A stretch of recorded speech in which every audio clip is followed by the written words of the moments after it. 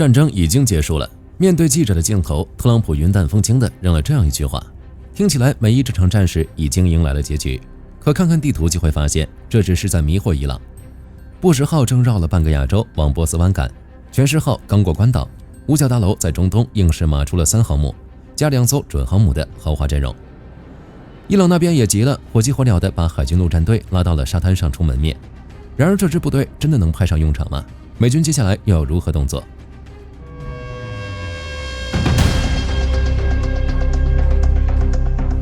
美伊的下一轮谈判还是出了点小波折。据巴基斯坦消息人士向媒体透露，美伊双方虽然同意继续谈判，但在下一轮谈判的地点方面存在一些分歧。伊朗倾向于选择伊斯兰堡，理由是地理位置近，对调解人巴基斯坦也比较满意。但美方正在考虑其他备选方案。据 CNN 的报道，除了伊斯兰堡，日内瓦也是可能的地点，甚至土耳其的伊斯坦布尔也在备选名单上。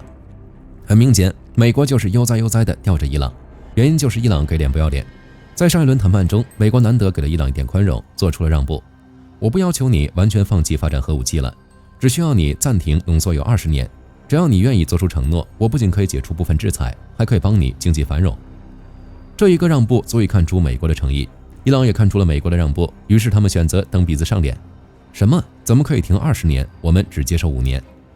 都到这种时候还想讨价还价，实在有些愚蠢。现在最慌着要结果的可是伊朗，而不是美国。伊朗国内的经济还有残缺的军事装备，完全无法支撑他们继续和美国耗。所以美国干脆吊一吊伊朗。而特朗普在接受采访时态度也是格外从容。4月14日，福克斯商业频道主持人巴蒂罗莫在白宫对特朗普进行了专访。他在采访中注意到，特朗普反复用过去时态描述这场战争，所以他当场追问：这场战争结束了吗？特朗普的回答非常直接：已经结束了。虽然后面他又说是接近结束，但谁都能看得出来，其实差临门一脚。这一脚需要伊朗时点去，只要伊朗董事赶紧签字，那战争就已经结束了。伊朗确实有懂事的人，据特朗普透露，当天早上伊朗方面主动打电话过来，表示迫切想要达成协议。虽然他们也看出来了美国的冷落，所以赶紧低头求和。然而那又怎样？如果美国存心晾着伊朗，伊朗也束手无策，只能干巴巴等着。4月22日就是停火协议到期的日子，留给伊朗的时间屈指可数。德黑兰那群人还在挑三拣四，但是美国的耐心不是无限的。谈判桌上摆不平的是，航母总能摆得平，美军要给伊朗来波大的。布什号航母是美国尼米兹级核动力航母里造价最高、技术最先进、攻击力也最强的一艘。据美国海军学会新闻网报道，这艘10万吨级的超级航母在纳米比亚附近海域被观测到，正在绕行非洲大陆。此前3月31日，他从弗吉尼亚州诺福克海军基地出发，执行部署任务。很多朋友应该一眼就能发现异常了，绕行非洲，这可不符合常理。正常来说，从美国东海岸出发去中东，最直接的路是穿越大西洋，走直布罗陀海峡进地中海，再过苏伊士运河进红海，最后抵达阿拉伯海。但布什号偏偏没走这条路，他选择了绕行非洲大陆，从好望角过去，全程多了好几千海里。背后逻辑也很简单，红海那里有胡塞武装，伊朗是个疯子，手下的这群代理人自然也好不到哪里去，过去了肯定备受骚扰。虽然这群穿拖鞋的对美国造不成什么威胁，但是专心收拾伊朗的时候，干嘛要分心给伊朗的小弟？所以干脆不走这条路，省心省力。跟布什号一起赶路的还有3艘伯克级驱逐舰，库克号、梅森号和罗斯号，再加上北极号快速战斗支援舰，整个编队齐装满员。这套阵容摆出来，很明显就是奔着打仗去的。再看抵达时间，就更耐人寻味了。按照布什号现有位置来看，它很有可能在4月21日至22日抵达阿拉伯海，正好卡在停火协议到期的节骨眼上。来都来了，总不可能到中东刷一波存在感就走吧。此外，福特号也已经修复完毕，再加上即将抵达的布什号，还有一直驻守的林肯号，美国在中东将形成前所未有的3航母部署态势。这3艘航母每艘都搭载约70架各型舰载机，加起来超过200架作战飞机，其中包含大量 F-18EF 和 F-35。就这个空中力量，足以把伊朗那些老掉牙的防空系统按在地上摩擦好几遍了。更何况伊朗的防空系统早就在战争一开始就损失了不知道多少。然而美军表示这还没完，除了布什号之外，全势号也在路上了。此前他从圣迭戈出发，横跨太平洋一路向西，目标直指中东。据美国海军学会新闻网报道，全势号2栖戒备群目前正在关岛附近活动，编队里还有2艘2栖运输舰波特兰号和康斯托克号，搭载的是第11陆战队远征支队，兵力接近4000人。据 DVIDS 官网发布的照片显示，这帮陆战队员一刻都没闲着，他们安排了一系列训练，包括体能、实弹射击等，甚至还有核防御训练，摆明了就是冲着高强度战场环境去的。更值得关注的是，福克斯新闻援引五角大楼官员的话称，全世号抵达后将与迪利波里号2栖戒备群重叠部署一段时间，然后接替第31陆战队远征支队。这意味着美军在中东将同时拥有2艘准航母级别的2栖攻击力量。而迪利波里号早在3月底就已经抵达中东，它搭载的正是第31陆战队远征支队约3500名海军陆战队员，配备 F-35B 和 MV-22 鱼鹰这一完整空中打击组合。DYDS 发布的照片显示，迪利波里号上的陆战队员此前已经在迪戈加西亚完成了模拟2栖突击演练，从登舰到抢滩，整套流程练得滚瓜烂熟。截至目前，单是阿拉伯海和阿曼湾，美军就已经部署了16艘军舰，加上正在途中的布什号和全石号，一旦抵达，区域部署的军舰将超过20艘，形成3艘超级航母加2艘准航母的豪华阵容。美军总兵力将达到约5至6万人，比常态水平增加了1万人左右。这5万人里包括约1.7万名地面部队、第82空降师的快速反应部队，以及迪利波里号和全石号搭载的近7000名海军陆战队员。这种级别的兵力协同，也就只有美国才能做到了。没有第二个国家有这种家底，也没有第二个国家有这种胆量。伊朗的海岸线将全部进入美军舰载机和战斧巡航导弹的饱和打击半径。面对这种情况，伊朗也慌了，赶紧派部队防守海岸线。不派还好说，一派兵，家底都漏完了。据伊朗学生通讯社报道，伊朗在南部海岸线部署了精锐的塔卡瓦兰海军突击队，直接把波斯湾沿岸变成了前线阵地。他们发布了一组照片，迷彩服、沙滩、海岸线看上去有模有样，说是为了应对任何可能的敌军渗透。伊朗官方并未透露具体部署规模，但是有消息透露，大概是一个旅的兵力，1500人起步。看到这个数字，火力军差点被笑死。伊朗居然指望用这1500个人守住自己的海岸线，在伊朗眼中或许真有可能。毕竟按照伊朗官方宣传的说法，塔卡瓦兰是一支精锐海军突击队，专门执行2栖作战、海岸防御、反渗透和特种侦察任务。成员要经过长达12个月的高强度训练，被誉为伊朗的海上尖刀。当然，具体作战能力不详，谁也不知道。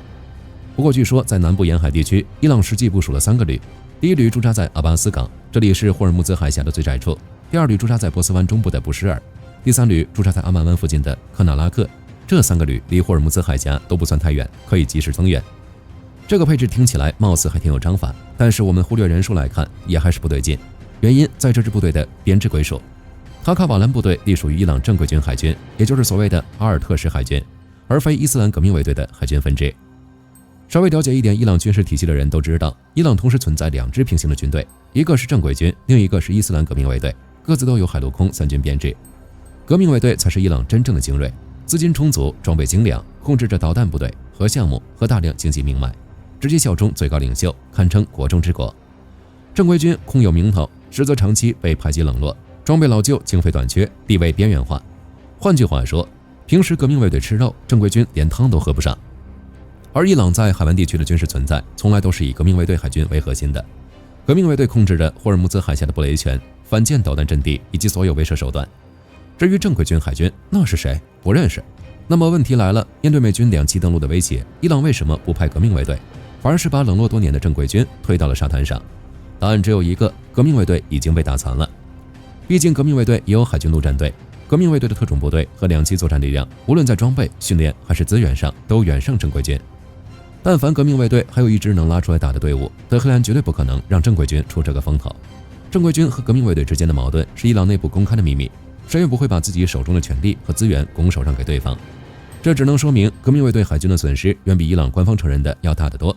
他们的精锐可能已消耗殆尽，指挥体系陷入混乱，剩余的残兵败将只能龟缩在更内陆的隐蔽所，会用于执行一些零星的骚扰任务，再无力组织起有效的海岸防御体系。不得已之下，伊朗才把正规军的海军扔了出来，而且这次部署是在谈判破裂后才立即展开的，说明伊朗的应对到底有多仓促。谈判崩了，才发现自己手里没牌了，于是赶紧推出来一支所谓的精锐来充门面。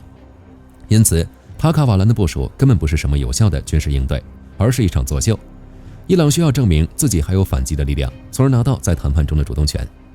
至于很多人一激动喊出来的精锐王牌，火力军只能说想太多了。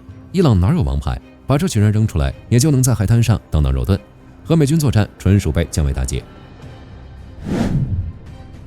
单一个出身就注定了塔卡瓦兰是一支先天残疾的部队。在革命卫队的挤压下，正规军出身的塔卡瓦兰能得到多少重视，分配到多少资源？根本不可能有太多。就算撇开出身，只看这支部队，那也差得太多了。